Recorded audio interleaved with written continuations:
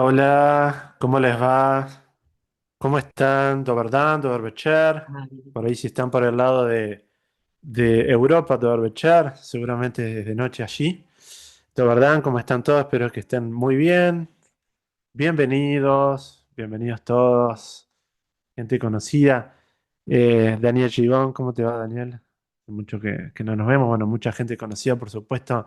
Si quieren escribir algo en el chat, eh, Mariana Benco, Mariana desde Uruguay. Si quieren escribir de dónde nos Está sin están, anteojo, mamá. de dónde nos están escuchando, recibiendo. Diego, ¿cómo te va? ¿Cómo estás, Diego? ¿Qué decir? Hola, hola, ¿cómo va? Este, Hola, bien, José. bien, bien de Gran Buenos Aires, de Adiel Fad, de Inés Suárez, hola Inés, ¿cómo te va? Desde Venezuela, desde Cataluña, de España, de Ciudad de Buenos Aires, de la Ciudad de Buenos Aires, de verdad, ahí está, Broyan, ¿cómo andan? Perfecto, muy bien. Primer día de las jornadas culturales, séptimas jornadas culturales eslovenas. Estamos muy contentos de recibirlos a todos desde Rosario, de Capital Federal, de Buenos Aires, Lucía, de Cava, de Uruguay, República Oriental de Uruguay, Mariana Benco, muy bien. Desde Florida, Buenos Aires, Cacosí, muy bien. Ahí está, perfecto, de Córdoba, de Argentina, de Venezuela, de Concordia, muy bien, de Concordia, un gran saludo para acá en Entre Ríos. Bernal, provincia de Buenos Aires, muy bien. La primera jornada. Hoy es la primera conferencia de las jornadas culturales eslovenas de las séptimas jornadas culturales eslovenas. Vamos a tener cuatro, una por cada sábado, en forma sincrónica, o sea, son en vivo, siempre en idioma español, en el sentido de que nuestra Fundación Slovensky Duh promueve actividades online que tienen que ver con todo el conocimiento de la cultura, de la historia eslovena, y que sean en idioma español para que todos los que hablamos este idioma podamos conocer un poquito más sobre la eslovenidad que tanto nos acoge a todos, ¿no? Así que estamos muy contentos de tenerlos aquí a todos ustedes, muy entusiasmados por estas jornadas culturales eslovenas. Más de 200 inscriptos, que en este momento se están conectando de más de 15 países del mundo. Por supuesto de Argentina, de Perú, de España, de la República Oriental del Uruguay, de Ecuador, de Eslovenia, de Brasil, de Venezuela, de Hungría, de Panamá, de Israel, de Bolivia, de Chile, de Paraguay, y bueno, mucha gente que se está conectando en vivo en este momento desde diferentes puntos del mundo para poder disfrutar de estas hermosas jornadas culturales eslovenas. Ahora le vamos a dar la palabra a la señora presidente de la Estás Fundación habilitada. Eslovena Slovensky Duh, Irma Gote. Así que Irma, por favor, si querés eh, hablar Habilitada. y, bueno, presentar las jornadas. Muy buenas tardes a todos. Bienvenidos a las séptimas jornadas culturales eslovenas en el mes de la independencia del país, que ininterrumpidamente se están llevando a cabo a partir del año 2019. Los disertantes que nos acompañan nos conectarán con los diversos aspectos que hacen al conocimiento de Eslovenia. Nuestro agradecimiento a los disertantes que gustosamente accedieron a nuestra invitación y a los numerosos participantes de nuestro país y diferentes partes del mundo nos acompañan año a año. Muchas gracias. Muchas gracias, Irma, muchas gracias. Habló entonces Irma Gote, la presidenta de la Fundación. La dinámica es la siguiente, para que lo tengamos en cuenta. Eh, la conferencia se va a dar, el especialista va a hablar durante un determinado periodo de tiempo. Mientras el especialista esté hablando, El chat está abierto, así que ustedes pueden escribir la consulta o el comentario que quieran. Yo voy a ir tomando nota y después al finalizar la jornada, que aproximadamente va a durar una hora, le voy a trasladar a la conferencista las preguntas o inquietudes que ustedes tengan. Así que escriban, siéntanse con la libertad suficiente como para escribir en el chat durante la conferencia todo lo que ustedes quieran. Lo que sí les pedimos, por favor, que mantengan los micrófonos apagados por una cuestión de orden, para que podamos escuchar a la conferencista. Y la verdad que es un agrado para nosotros presentar en esta primera charla de las Jornadas Culturales Eslovenas a Verónica Kovačić.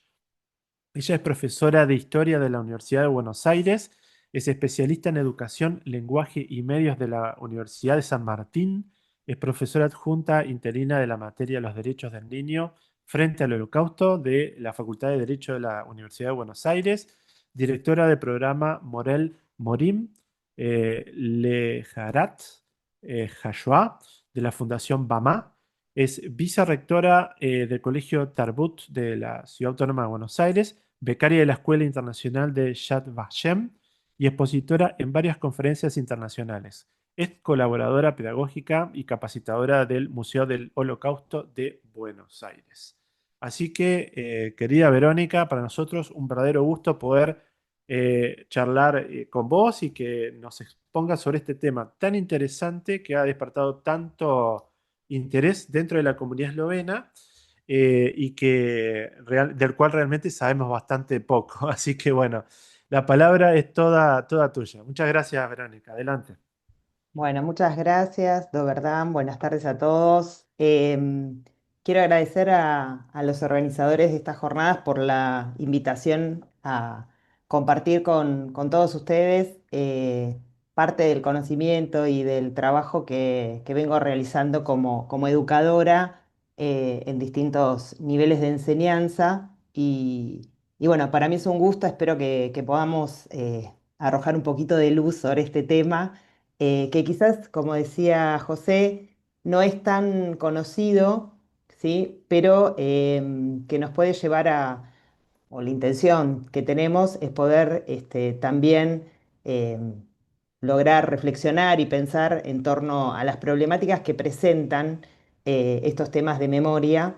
Así que yo ahora voy a compartir una presentación como para acompañar un poquito lo que voy mencionando.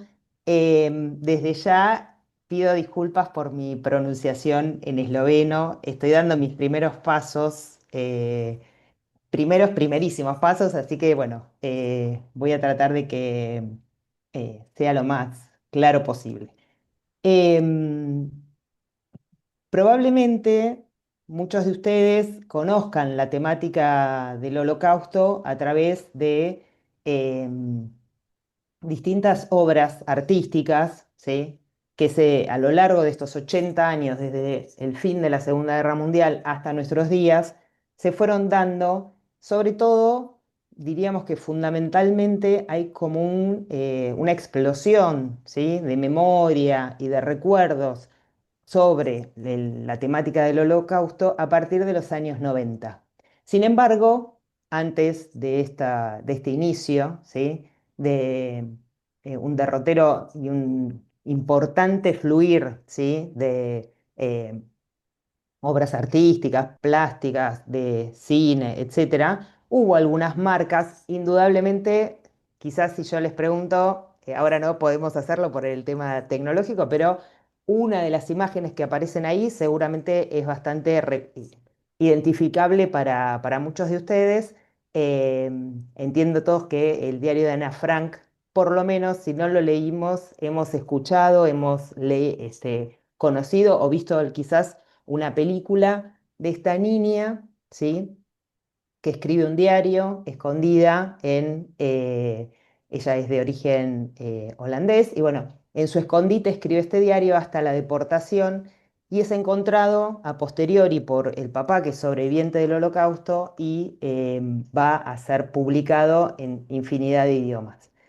También otra de las obras que, sin lugar a dudas, uno ha escuchado, por lo menos a su autor, es Primo Levi, ¿sí? Con la trilogía de autobiográfica sobre su experiencia como sobreviviente del Holocausto. Una de las obras quizás de estas más conocidas es Si esto es un hombre, pero como les decía, también aparecen otras producciones que nos permiten a nosotros aproximarnos a la temática, que tienen que ver con La vida es bella, ¿sí? La lista de Schindler, probablemente sea otra película que muchos de ustedes hayan visto o que conozcan, El pianista, y más recientemente, quizás dentro de las últimas, es Zona de Interés, que es una película que ha estado nominada en las últimas ediciones de los Oscars y que es interesante. Vamos a volver sobre esto más adelante. Cuando nosotros pensamos y trabajamos la temática del Holocausto, ¿sí? Hacemos alusión a acontecimientos que se dieron hace mucho tiempo, algunos más cercanos a nosotros, por historias personales, por conocer, ¿sí? Algún sobreviviente o algún protagonista. En otros casos, porque quizás somos vecinos o vivimos, ¿sí? En las zonas, quienes están en Europa han vivido y experimentado en sus zonas y hay marcas de memoria en distintos lugares. Los intelectuales y los pensadores, ¿sí? En estas últimas décadas, ¿sí? Han tratado de continuar todo un camino de construcción que se dio desde el fin de la Segunda Guerra Mundial, de comprender qué es lo que sucedió durante la Segunda Guerra Mundial, por qué sucedió, cómo fue, quizás la pregunta clave es cómo fue humanamente posible que se dieran estos acontecimientos. Uno de estos teóricos es Svetan Todorov, y para él la memoria no se opone al olvido, leo la cita, implica necesariamente una selección donde algunos aspectos serán conservados, otros inmediata o progresivamente dejados de lado, y finalmente algunos serán olvidados. Esto es entendible porque ninguno de nosotros, ningún ser humano, ninguna persona es capaz de contener en sí misma los recuerdos de absolutamente toda su vida y todos los acontecimientos que devienen a lo largo de su existencia. Con respecto a la memoria colectiva de estos hechos, en un primer momento, hago un recorrido un poquito rápido, en un primer momento, como las víctimas del genocidio contra los judíos habían sido este colectivo, la primer memoria circula dentro de esta comunidad. El resto de las sociedades miran, conocen, saben, fueron testigos de los juicios de Nuremberg y de las secuelas de estos hechos y estos acontecimientos, pero no indagan mucho más allá de este primer momento. La segunda generación empieza a hacer preguntas hacia ese pasado de qué es lo que sucedió, cómo sucedió, por qué sucedió, decíamos recién, y vuelven a recordar. Y recordar, según su origen, es volver a pasar estos hechos y estas memorias por el corazón, ¿sí? Entonces, la invitación de esta tarde es poder comenzar, ¿sí? a plasmar qué es lo que sucedió específicamente con la comunidad judía de Eslovenia en los años que estuvo la Segunda Guerra Mundial en el territorio europeo y específicamente en el territorio de lo que conocemos como Eslovenia. Em, en este sentido, también cuando pensamos la importancia de la memoria, ¿sí? Me gusta citar a Jacques Hassum, que es un psicólogo argelino que estudia sobre estos temas, y él dice que lo que me resulta apasionante en la aventura propia de la transmisión es precisamente que somos diferentes de quienes nos precedieron y que nuestros descendientes es probable que sigan un camino sensiblemente diferente del nuestro. Y sin embargo, es allí, en esta serie de diferencias, en donde inscribimos aquello que transmitiremos. Un paso más, perdón, me permitirá afirmar algo que es más paradójico. Una transmisión lograda ofrece a quien lo recibe un espacio de libertad y una base que le permite abandonar el pasado para mejor reencontrarlo. En este sentido, la propuesta que les traigo hoy es aproximarnos y en esta línea quisiera contarles un poco cómo organicé la presentación. Primero es poder ofrecerles un contexto de la época, qué es lo que sucedió durante la guerra con la comunidad judía, y después enfocarnos en lo que los centros de recordación más importantes y destacados del mundo van planteando, ¿sí? Como una línea de estudio y de trabajo, que es la personificación, es poder entender quiénes fueron protagonistas de estos acontecimientos y sacarlos muchas veces de el anonimato de los números, ¿no es cierto? Em, Otro pensador que ha estudiado mucho el tema de los genocidios, Schalk es su nombre, em, habla y nos dice que todo genocidio se da a partir de, o en el contexto de una guerra, en un contexto bélico. Puede ser internacional o puede ser un conflicto interno civil, ¿sí? En este caso, nosotros vamos a hablar del genocidio contra los judíos en el contexto de la Segunda Guerra Mundial. A partir de 1941, ¿sí? Eslovenia, lo que nosotros conocemos como el territorio de Eslovenia, va a quedar, ¿sí? Fragmentado bajo la autoridad, cada una de estas regiones que nosotros vemos en el mapa, de los países ocupantes. En el caso de lo que es el oeste, ¿sí? El caso de la ocupación italiana, todo lo que es el centro norte va a ser la ocupación del Tercer Reich, lo que está hacia el noreste, ¿sí? Que está en amarillo en el mapa, es ocupado por el gobierno húngaro, y todo lo que es el centro sur, va a ser incorporado bajo el dominio del Estado independiente croata. Para poder comprender un poco qué es lo que sucede, ¿sí? Vamos a tratar de tomar fundamentalmente algunas líneas. No es fácil esto, ¿por qué? Porque cada uno de los estados va a seguir, de acuerdo a su propia idiosincrasia y de acuerdo a su propio proyecto político, una línea, ¿sí? De lo que llamamos las políticas antijudías, ¿sí? Eh, Cuando nosotros hablamos de la población judía en Eslovenia, hablamos de una comunidad muy reducida en comparación a otras comunidades y a otras naciones. ¿En qué sentido? Si bien es una comunidad antigua, ya que hay restos arqueológicos que nos remiten a en la época del imperio, al fines del Imperio Romano, ¿sí? La presencia, ¿sí? De una comunidad judía en este territorio, la comunidad para 1939, ¿sí? Hay un cálculo aproximado de unos 2.000 personas. Si bien esto es un número bastante reducido, quiero decirles que la comunidad eslovena originaria era todavía más chiquitita. ¿Por qué? Porque este número va a incorporar a los judíos austríacos, alemanes, ¿sí? O de otros estados que fueron de la República Checa, ¿sí? Que van a ser territorios ya ocupados por el Tercer Reich en 1938, y que en ese año, ¿sí? Se implementan también en estos territorios todo lo que es la política antijudía del Tercer Reich, que ahora voy a detallarles un poquito más. Entonces tenemos una comunidad de origen muy chiquita, sumado a esto, aproximadamente entre 500 y 1.000, ¿sí?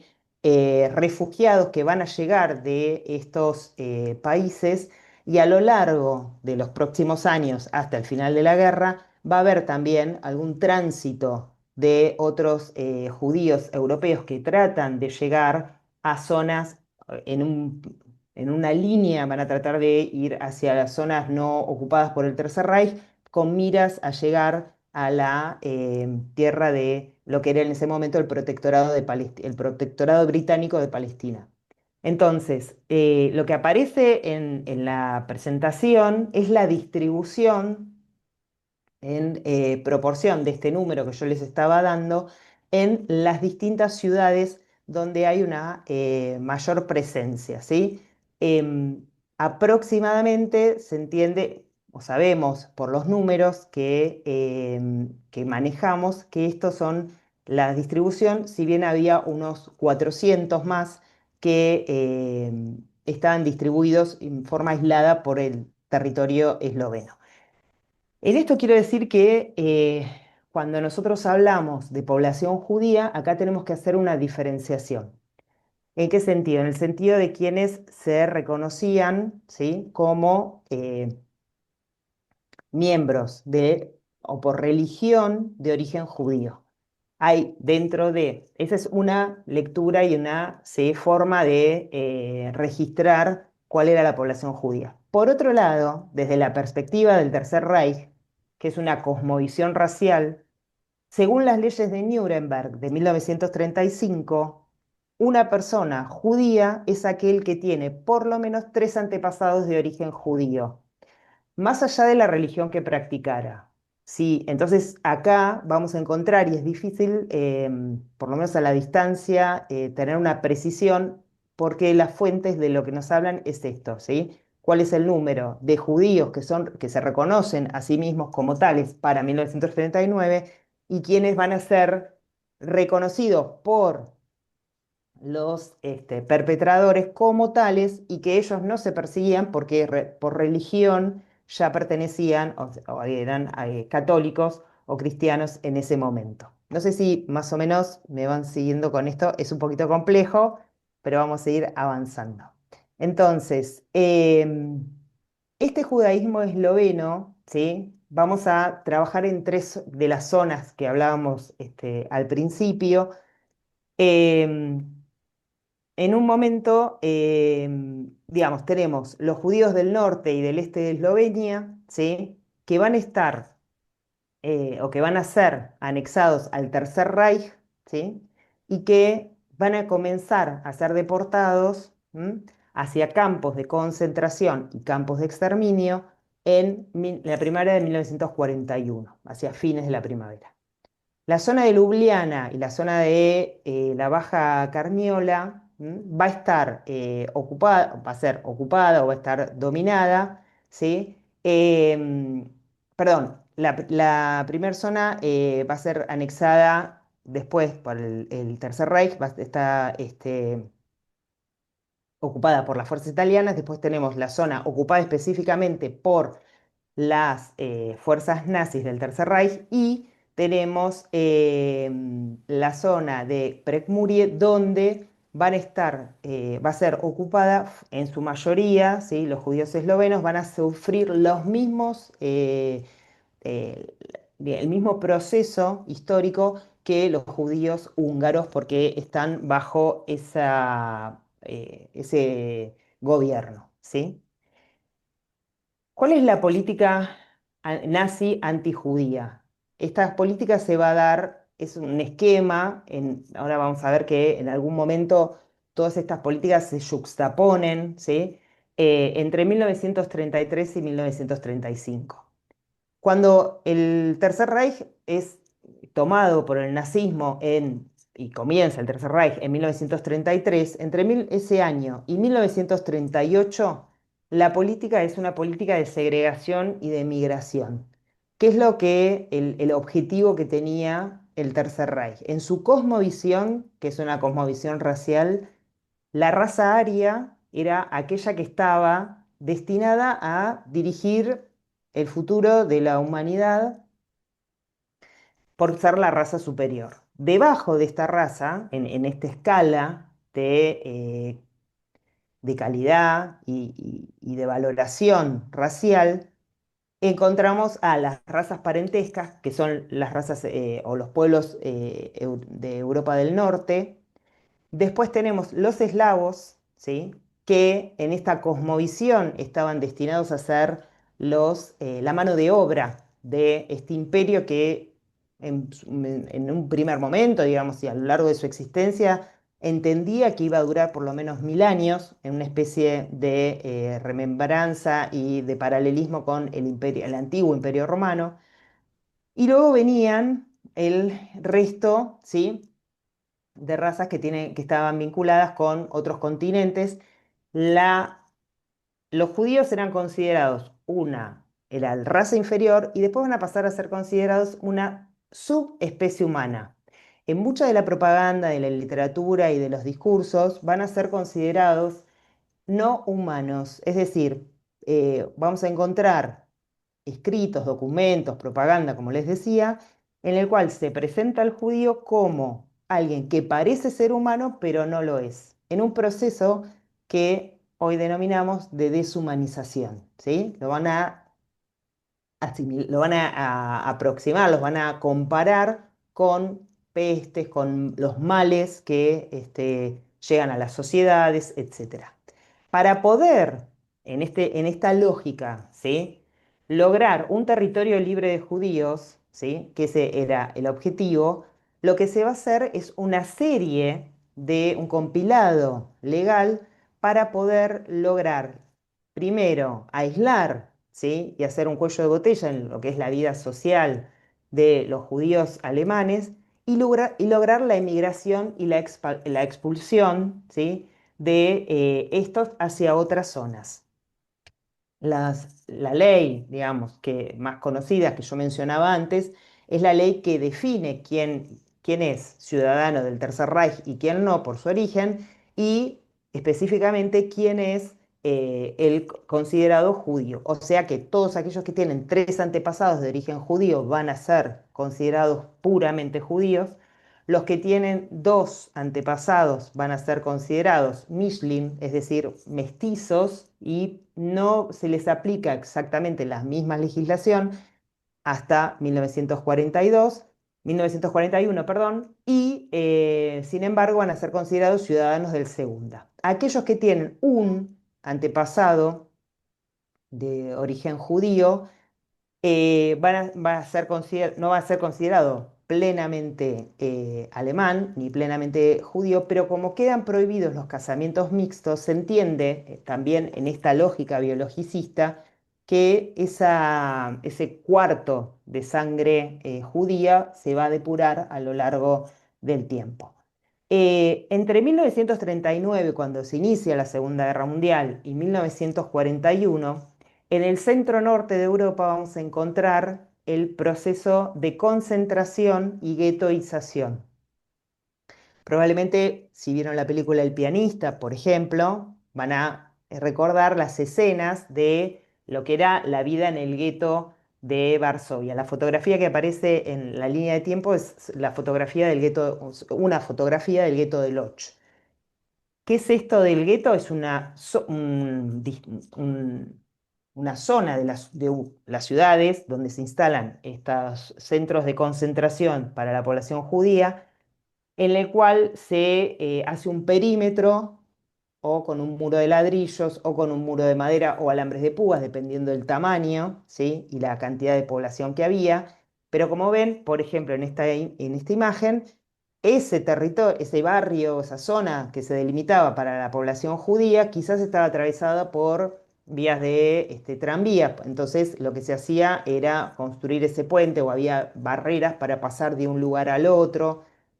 No era un lugar oculto, ¿sí? Eso es lo que estoy tratando de describirlo, sino que es parte de la ciudad. La orden que da Heydrich a las fuerzas de ocupación el 21 de septiembre de 1939 es concentrar a la población en zonas urbanas en vistas del objetivo final o el objetivo futuro que todavía no estaba determinado, y que estuvieran esas ciudades o cerca de vías de ferrocarriles o en cruces de caminos. Y las poblaciones más chicas que se encontraban, poblaciones menores de 500 a menos población, tenían que ser reubicadas en estos centros urbanos más grandes.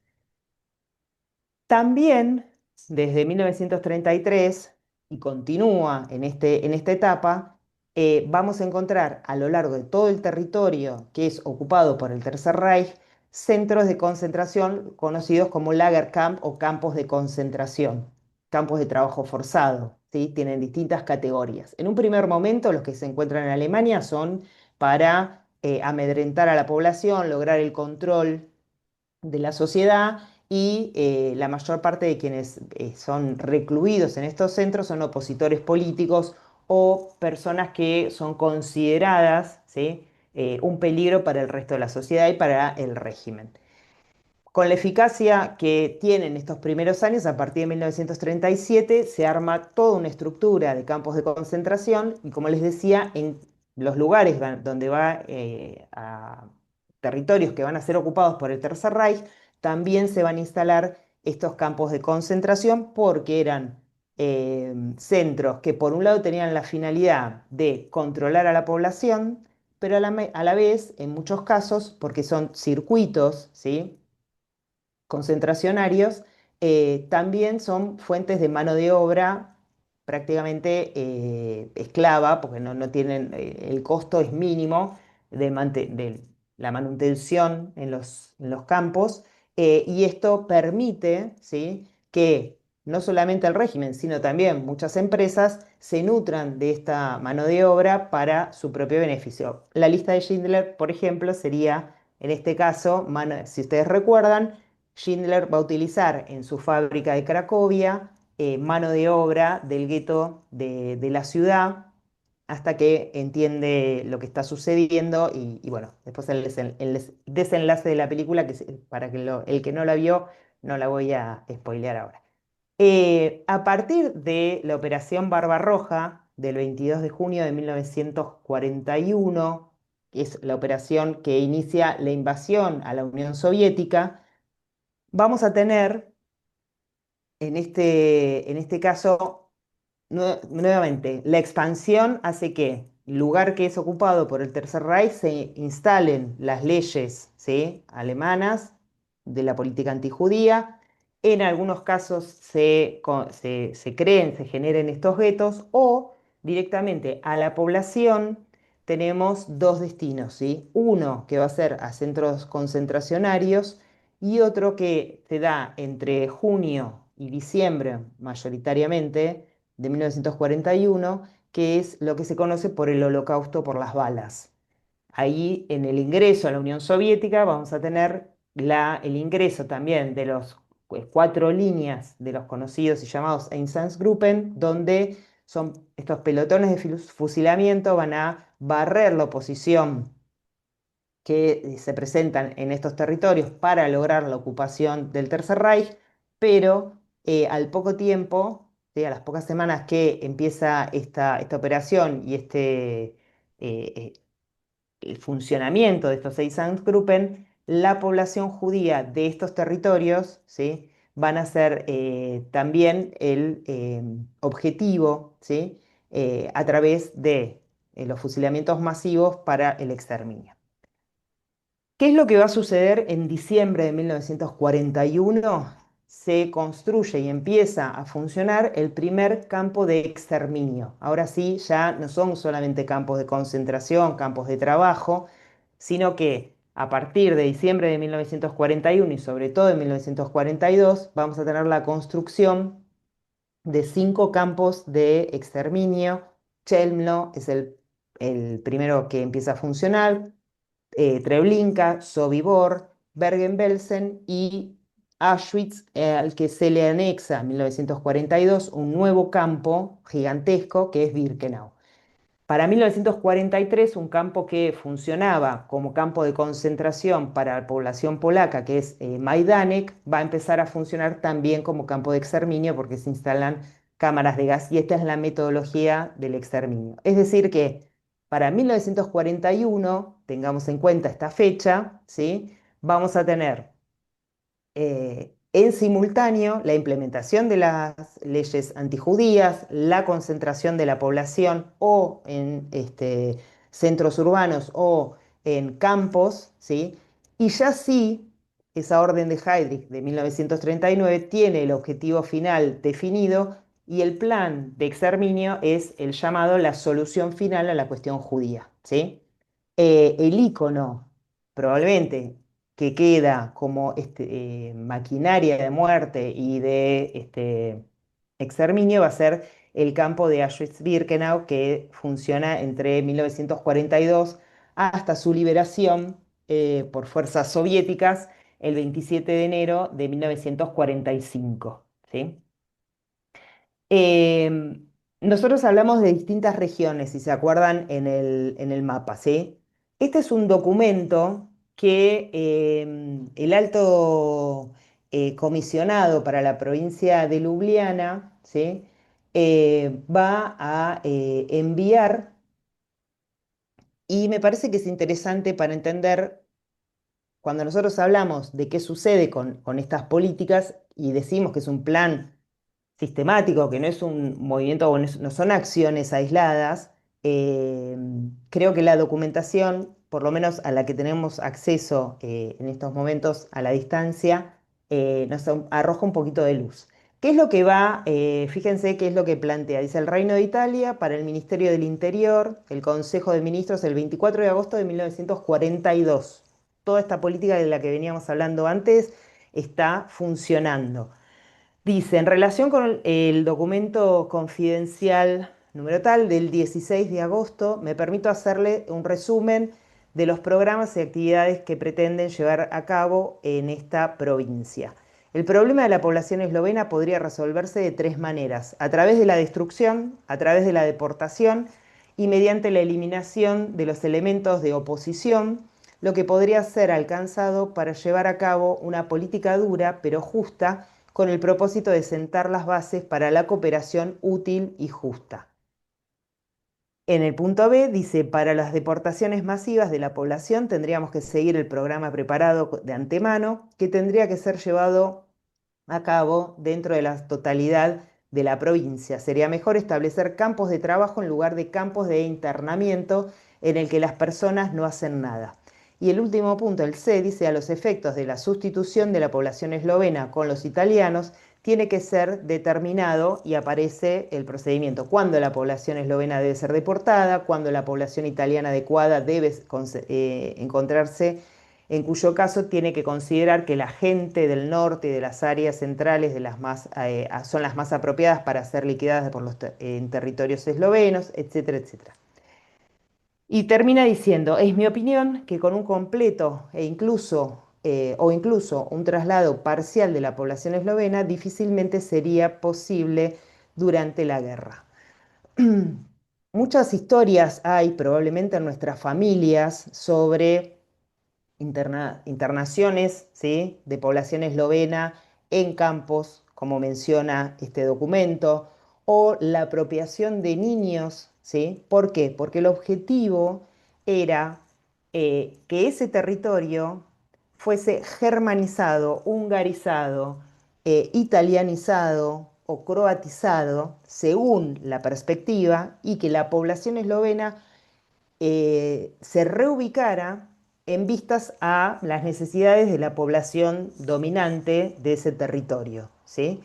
En el caso de los niños, lo que se pretendía era apropiarlos para lograr esa germanización, es decir, que se constituyeran en nuevos alemanes que pudieran seguir adelante con este proyecto que yo les decía de de sostener y mantener este imperio que se estaba creando, por lo menos por un periodo de 1000 años.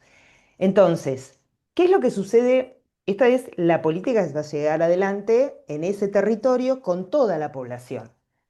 ¿Qué es lo que sucede? Es que con la población judía eslovena de ese territorio que estamos mencionando, es que a esta política son considerados eslovenos, pero además tienen un agravante que son considerados judíos. En esta lógica, ¿sí?, serían ciudadanos o una etnia que tiene una determinada finalidad a los objetivos políticos que se están planteando, pero a la vez son considerados aquellos que portan los males que han llevado a la decadencia, el deterioro de Europa, con toda la justificación antisemita y de la propaganda que se viene desarrollando desde mucho antes del ascenso del nazismo, pero que claramente, a partir de 1933, el que se conoce o decimos es el chivo expiatorio de esta política, es la población judía europea. Entonces, ¿qué es lo que sucede en territorio italiano? O el territorio, mejor dicho, que está dominado por Italia. Si bien hay una política antijudía, ¿sí?, del fascismo italiano, no son, ¿sí?, partidarios del exterminio, ¿sí?, del control, de la concentración y de probablemente la discriminación, por supuesto, y la utilización de ese recurso para fines propios, pero no para el exterminio. ¿Cuándo va a cambiar esta política? Cuando se rompa el pacto Berlín-Roma y caiga el régimen fascista, Italia va a quedar bajo la ocupación del Tercer Reich y entonces esa política, vamos a poner entre comillas, más tolerante, si bien era discriminatoria, pero era más tolerante con respecto a la política del Tercer Reich, va a ser suplantada por esta y entonces van a comenzar las deportaciones a los campos de concentración y los campos de exterminio.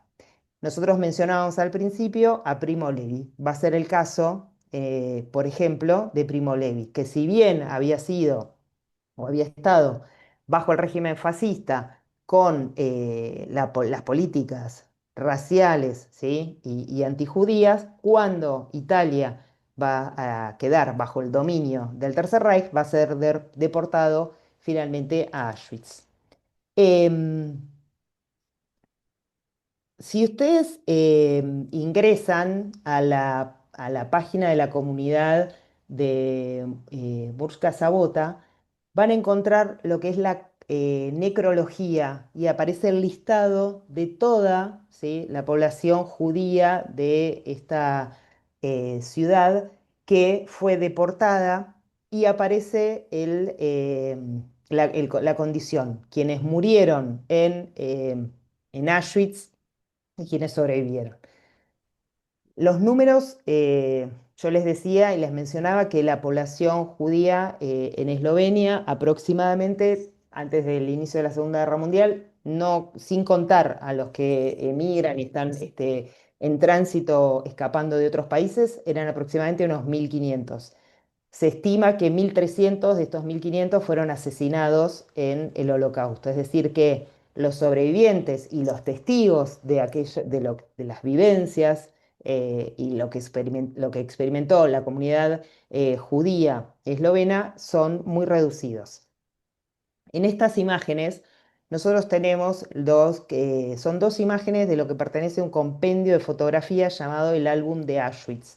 Son las únicas fotografías que tenemos de la llegada de deportados a este campo de exterminio, el ingreso a Birkenau, y el proceso de selección que se va a llevar adelante en el mismo conduciendo, y podemos observar en otras imágenes, no las que puse acá, hacia las cámaras de gas.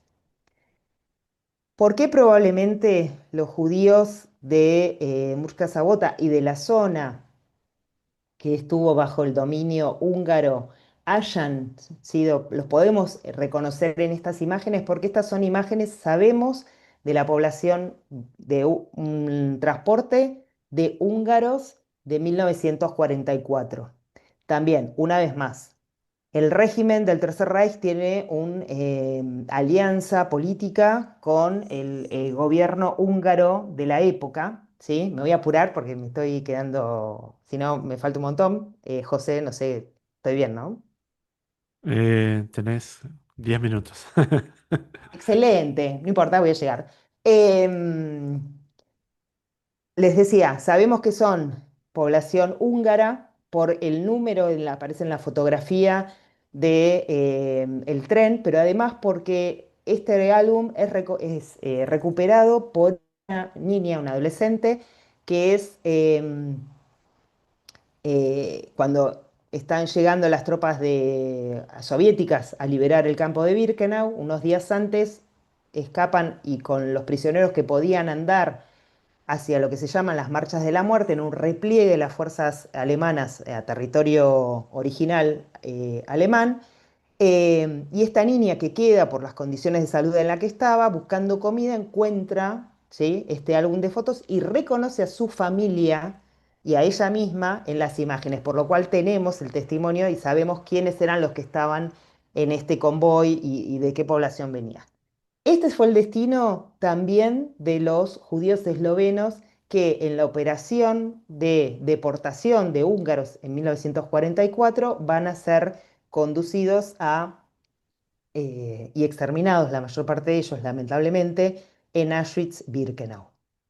Em, Cuando nosotros hablamos de esta temática, y yo hice un recorte por el tiempo que tenemos y por el volumen de información que deberíamos, al que deberíamos dedicar mucho más tiempo, quise, como les planteaba recién, hace un ratito, poder hablar y humanizar este relato más allá del contexto de la época.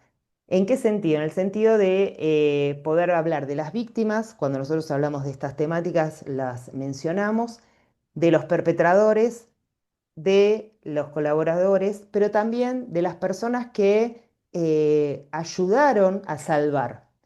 A partir de los años 50, el Estado de Israel reconoce a todas aquellas personas que colaboraron en salvar al menos a un judío sin recibir ninguna compensación, ¿sí? Económica a cambio, lo cual implicaba arriesgar su vida, ¿sí? Y la de su familia según la legislación de la época como justos entre las naciones.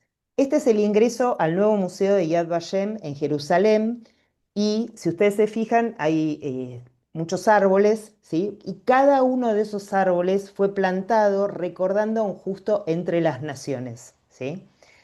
Quiero decirles que hay 16 justos entre las naciones de origen esloveno, solo uno actuó dentro del territorio que hoy conocemos como Eslovenia, el resto estaba en otras zonas, pero todos son reconocidos como personas que salvaron, que ayudaron, ¿sí? a por lo menos a uno o más, ahora vamos a poder ver alguna de esas historias, y esto creo que es también, ¿no? Una parte que me parecía importante poder destacar en esta charla porque es recuperar la historia colectiva, ¿sí? No solamente de las víctimas, sino de todos aquellos que, eh, que de alguna manera, según lo que plantea también el Talmud, quien salva una vida salva al mundo entero. Bueno, todas estas 16 personas lograron salvar mundos enteros porque salvaron a muchas personas que estaban siendo perseguidas o en peligro de existencia. Urush Shum salvó a 16 niñas judías y él es el único esloveno que hace esta acción en territorio esloveno. Quiero decir esto que para ser reconocido como justos entre las naciones, quien postula es un sobreviviente, ¿sí? del Holocausto o sus descendientes. Hay que dar todo un testimonio y dar pruebas de que esto fue así. Él salvó a 16 niñas judías en Maribor. Él estaba empleado en ese momento como comisario fronterizo y se entera el ingreso, de la huida de estas 16 niñas que estaban siendo perseguidas por su condición de judías. Él no solamente les da la documentación, no falsa, sino la documentación legal que no estaba permitida para judíos en ese momento, a riesgo, o sea que era evidente que estaba ayudando, y consigue además que las hospedaran en territorio en Maribor en un hotel que pertenecía a un también ciudadano esloveno de origen judío, y de ahí logran pasar la frontera. Estas niñas van a llegar al protectorado de Palestina y más tarde Estados Unidos, y él va a ser reconocido como justo de las naciones. Sora Pichulín, pido disculpas por la pronunciación, también es una historia muy atrapante, muy interesante. Esa fotografía es de ella en 1975, cuando es reconocida como justa entre las naciones y está plantando su propio árbol en lo que es el monte de Yad Vashem en Jerusalén. Ella era niñera, estaba empleada en una familia judía que va a ser perseguida. Sus padres son deportados, toda su familia prácticamente, salvo algunos tíos, son deportados y no sobreviven al exterminio nazi. Y ella, como el nene estaba enfermo, va a cuidarlo, ¿sí? Lo sigue conectado con él. Luego entran a un monasterio y sobreviven, y luego a una familia. Va a ser todo un circuito. Y en esto también quiero decir, nosotros conocemos las historias de los que son reconocidos como justos entre las naciones. Hoy se entiende que por cada uno de estos justos, por lo menos entre 15 y 20 personas colaboraron a que ellos pudieran salvar a otros, porque, como les decía, ¿no? Bueno, el monasterio, o sea, todos los que no hablaron y no dijeron que sabían y conocían que había alguien escondido, también contribuyeron. Lamentablemente, con el tiempo o porque en el momento no se supo el nombre, o con el tiempo hemos perdido esos nombres, pero también hay otros que ayudaron a que estas personas cumplieran su objetivo. El padre Andrei Tumpey, sacerdote que también brinda refugio y documentos falsos a una madre judía y a sus hijas. Luego va a ser, alguien lo delata, que escondía judíos, y él está en la zona de Croacia. Va a ser detenido por la Gestapo, torturado, y él nunca logran que finalmente diga dónde estaban escondidas esta mujer con sus hijas. Una de sus hijas es una historia, una de esas chicas es una historia muy linda, va a ser una cantante muy, muy famosa a posteriori. em, y él sobrevive a las torturas y a la detención. Y a posteriori le preguntan por qué había hecho esto, por qué había arriesgado tanto para salvar. Y él confiesa y dice, porque seguramente si yo hubiese estado en ese lugar, ellas me hubiesen ayudado a mí. Y en esto de amar al prójimo como a uno mismo, también da cuenta y testimonio en su acción. Luego tenemos un matrimonio, ¿sí? De Iván y Ljubika Supancic, perdón. Em, Fíjense que acá Olga es otra de ellas. Me voy a adelantar porque no llegamos a tener tiempo. De algunos de ellos no logré conseguir imágenes. Me detengo en Martina, ¿sí? Que aparece en esta fotografía siendo reconocida. Es una historia muy interesante de ella también. Después va a formar parte de la resistencia para la liberación de Eslovenia. Protege a niños en su casa, a jóvenes en su casa. Ahí está recibiendo un reconocimiento por parte de las autoridades eslovenas. Eh, Fran- Francia, Puncu, es un diplomático y protector que va a entregar importante cantidad de documentación en Varsovia, ¿sí? Para lograr la emigración de población judía en ese lugar también. ¿Qué es lo que כשהייתי בן, va a suceder? Perdón, ¿eh? כשהייתי בן 21, אחרי הצבא, פתאום התחלתי לחשוב, איפה זורה שהצילה אותי? עד אז לא חשבתי כלום. המשפחה שהצילה אותי וגידלה אותי לא שמרה על קשר על זורה. ואז כמה דברים. הייתה משפחה מיוגוסלביה שניצלה, דודה של... El que escuchamos recién hablando en hebreo, testimonio, es Saúl Gateño. Justamente es ese niño que Sora, ¿sí? La justa entre las naciones que les mencionaba antes, va a salvar. Él nace en 1940, esa foto es de 1946, una vez que finaliza la guerra, y la que está al lado es cuando él da testimonio en 2017 y va contando cómo ella lo cuida, lo protege en las distintas instancias cuando están en el monasterio. Y este relato que les transcribí ahí es una partecita es más larga, la que solamente escuchamos un fragmento. él cuenta, ¿no? Que finalizada la guerra, logra reencontrarse con parte de su familia, se instala en el territorio de Israel y cuando termina el servicio militar se pregunta, pero ¿dónde está Sora? Porque, o sea, había sido su protector y su cuidadora de niña. Ellos mantienen ese vínculo, como dice en ese relato, trata de encontrar dónde estaba, no da en un primer momento con su paradero hasta que un conocido la encuentra. Ella viaja a Israel, bueno, como les veíamos en la imagen anterior, en 1975, es reconocida como Justas de Entre las Naciones y hasta su muerte siguieron en contacto con Saúl en este agradecimiento a la acción que ella había desarrollado en la guerra. Quizás dos de los últimos referentes que quisiera mencionar para cerrar la presentación, que es un poco rápida.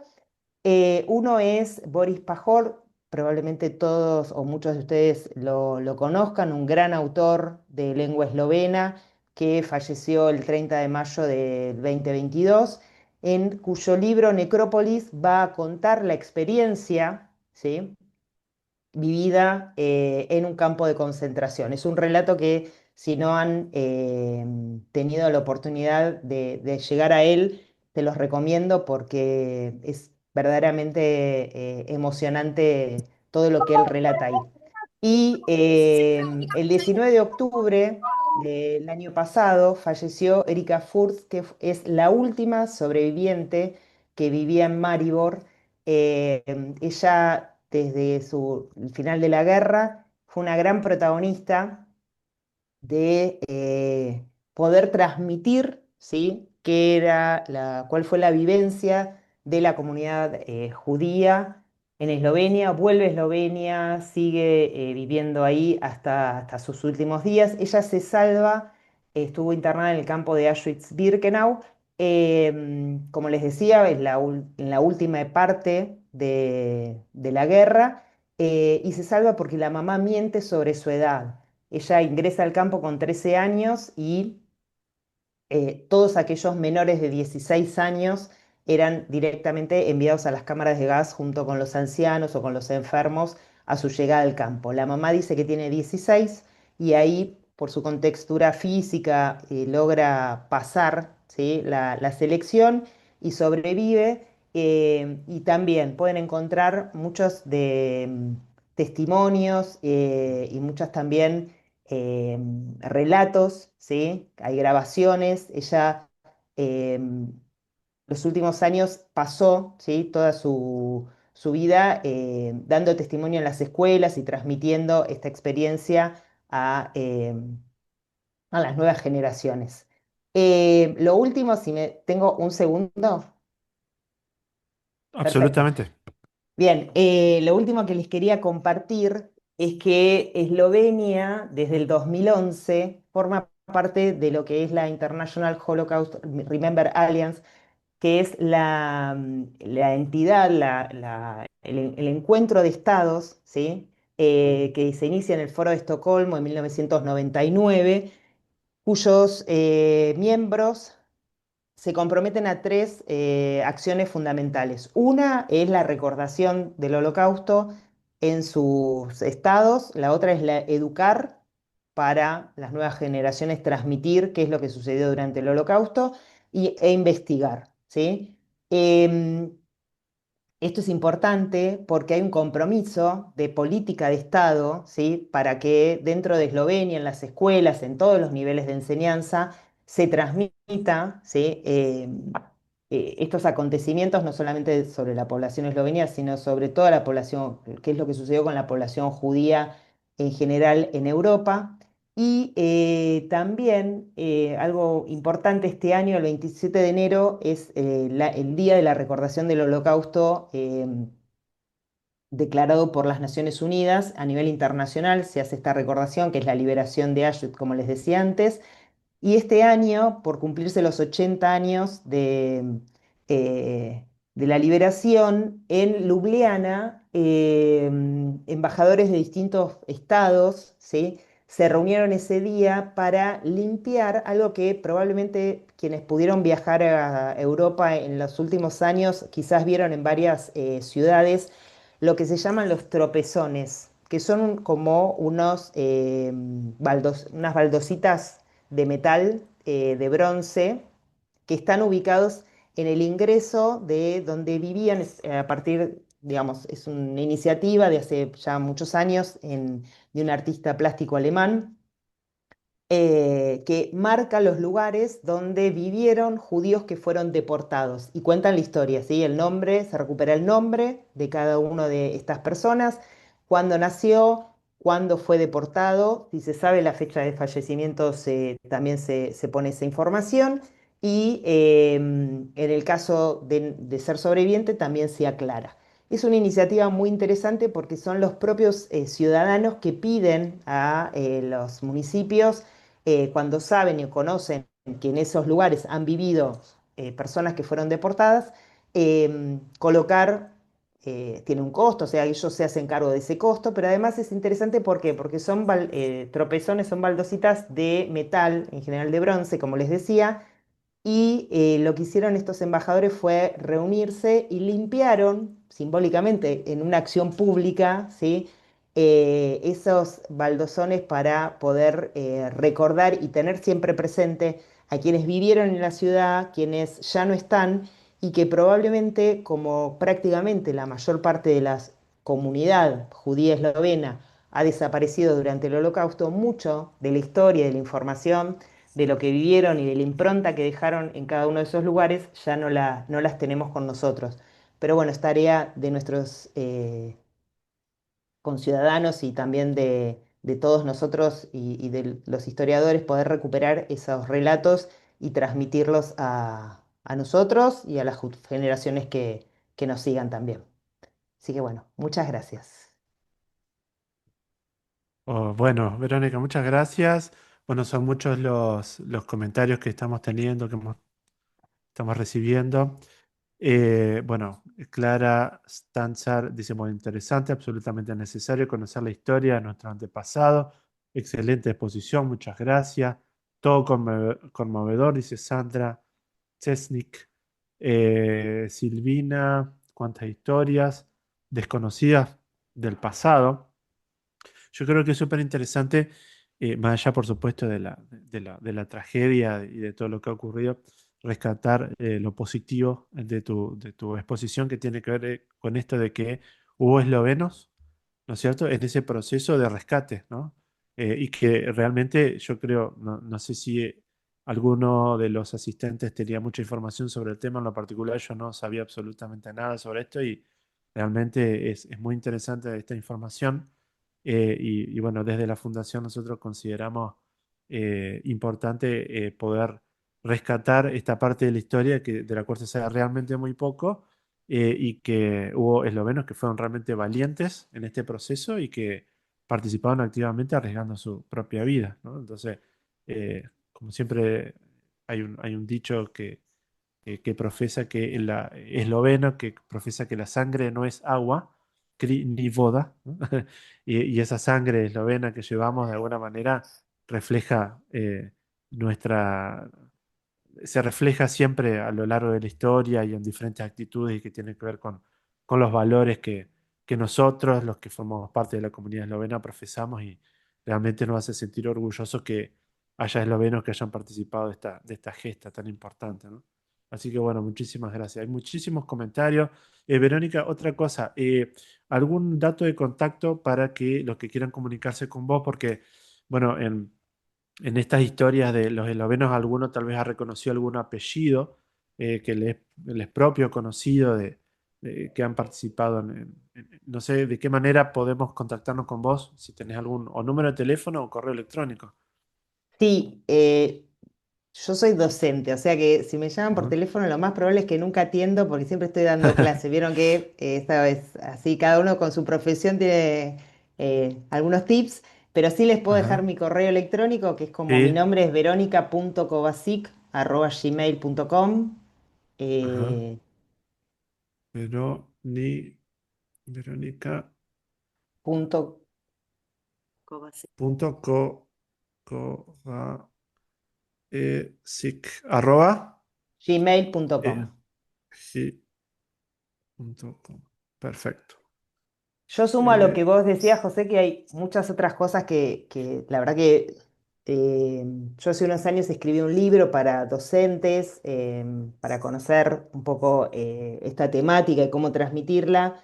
Em, la verdad que el tema de la comunidad judía de Eslovenia me apasionó mucho cuando me propusieron poder hacer esta charla porque indagando hay muchas historias sumamente interesantes y esto como vos decías, ¿no? También ahora recuerdo una que no llegué a transmitirla, pero también hubo alguna acción en Maribor donde quisieron deportar a población judía y toda la ciudad, digamos, se rebeló contra esta acción y protegió a, a los que querían ser deportados. O sea, es, eh, es apasionante. Sí, el responsable de la comunidad de Maribor comentaba cuando falleció la Erika Furth que lamentablemente por el devenir posterior también de la guerra y por las narrativas históricas que se fueron dando, muchas de estas historias fueron silenciadas. Fueron silenciadas no necesariamente porque no a propósito, digamos, sino que había otras situaciones que se estaban viviendo a partir de la formación de la Eslovenia independiente, se van recuperando, como dice Hasum, ese pasado para mejor reencontrarlo. Y a la vez, también, como les decía, en un primer momento los orientes eran muy poquitos, o porque es traumático narrar el pasado, no quisieron hacerlo en un primer momento y tardaron hasta muchos años después en poder hacerlo. Todas estas películas y toda esta circulación de información brindó la oportunidad a muchos sobrevivientes Ujú. de sentirse con un espacio donde poder ser escuchados, ¿sí? Y Claro, poder contar sus historias. Y lamentablemente hay otras que ya no están y que es más difícil de recuperar, sí. pero no perdemos la esperanza de que sea así. Sí, acá para completar tu relato, Karina, Gremes dice que todavía hoy en día en Eslovenia hay muchos eslovenos que les cuesta hablar de la guerra, ¿no? Sí, Por- sí, es algo digamos, natural, ¿no? Son situaciones Totalmente traumáticas que, humano, claro, exacto. claro, trata digamos, de olvidar de lo malo, ¿no? Sí, sí, Pero probablemente estas personas a sus hijos les costó mucho contar qué era lo que se vivió en la guerra, pero con sus nietos era otra cosa. Y ahí lograron claro, abrirse en una tercera generación e ir claro. contando, y esto ha sucedido con las Ajá, distintas poblaciones, digamos, después de la Segunda Guerra Mundial o de hechos traumáticos como estos. Suele pasar. claro. Y que sirve también para sanar heridas, ¿no? Heridas, digamos, emocionales, digamos, que se vienen arrastrando de generación en generación durante mucho De tiempo. todo tipo, de todo Por eso tipo. este tipo de charlas y participar de esto, digamos, siempre decimos que es sanador, más allá de los datos históricos duros, ¿no? También desde el punto de vista emocional es muy importante para cerrar historias, ¿no? Que de estas cosas hay que hablar. Es fundamental poder hablar de esto, sí, sí. Por eso, bueno, te Totalmente. agradecemos mucho, Verónica, por la exposición realmente impecable, buenísima. Todos Bueno, los comentarios elogiosos y positivos que podemos dar por momento tuvimos más de 100 conexiones de todas partes del mundo, más de 15 países, más de 200 inscriptos. A veces, en muchos casos, se da una sola conexión, pero hay más de 5 o 6 personas que están escuchando en sus casas, digamos, porque conectan la transmisión de Zoom por televisión para que todos los podamos ver, para que todos lo puedan ver. Y bueno, agradecemos mucho a todos, realmente a todos. Los esperamos la semana que viene, el sábado. Vamos a volver a conectarnos por la misma vía, por la misma dirección de Zoom, a la misma hora. Y va a haber una charla súper interesante porque vamos a escuchar a Dania Frank sobre los eslovenos en Venezuela. ¿M? Historia de eslovenos en Venezuela, por ahí no se sabe mucho. y vamos a poder escucharlo también. Así que para hacerse acreedor del certificado de asistencia que nosotros vamos a enviar, recuerden que tienen que participar de al menos 3 de las 4 conferencias que vamos a dar a lo largo de este mes. Y los certificados de asistencia los vamos a enviar, comenzar a enviar a partir del mes de agosto. Fines de julio, principio de agosto, y ustedes lo van a recibir vía correo electrónico. Así que al menos 3 de las 4 conferencias. Muchas gracias a todos. Les mandamos un abrazo. Gracias, Verónica. Hermoso tu conferencia, buenísima. Y bueno, seguimos en contacto, ¿eh?